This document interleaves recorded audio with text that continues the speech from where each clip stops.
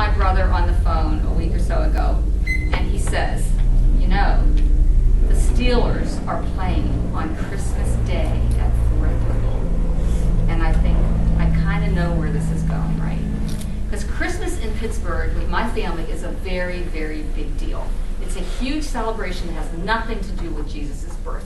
It has everything to do with the all-carb dinner that we have, and the time that we open the Secret Santa gifts, which are never a secret because we just write down what we want and somebody buys it for us, you know. And then there's the singing of the 12 Days of Christmas. We have to, every year, all these years, we still have to pass out the words to the 12 Days of Christmas so we can sing it horribly out of tune.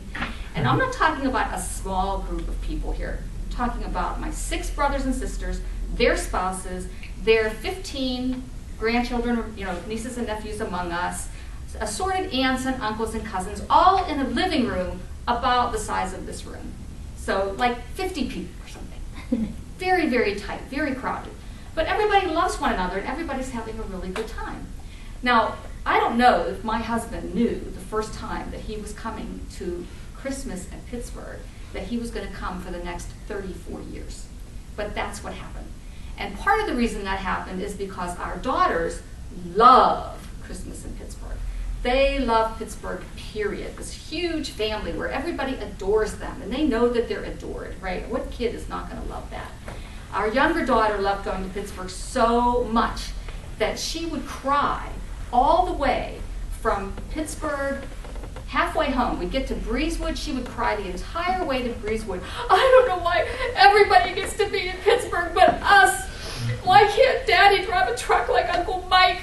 Why can't he be a fireman like Uncle Steve? She just would like, oh my God, it was like Betty Davis couldn't do better. You know, she was so dramatic. And she just loved everything about Pittsburgh. So we've made this such a family tradition to go there. And we assume that everybody loves us, of course, with the same passion that we love them, and that they would put themselves out the same way we put ourselves out for them. But I don't know, you know? So when my brother calls and he says, you know, the Steelers are playing, you know, on Christmas Day, he then says next what I know he's going to say, which is, and you know, we don't like to leave the house when the Steelers are playing.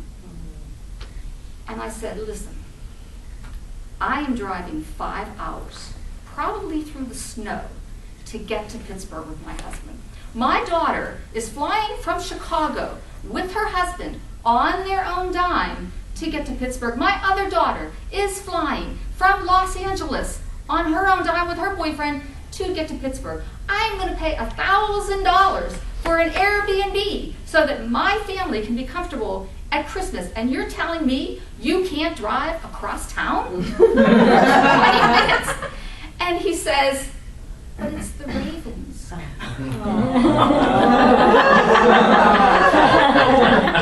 like, for real? You know? So I'm like, I start to hold on to all this anger about this. And then I'm just like, you know what? Let it go.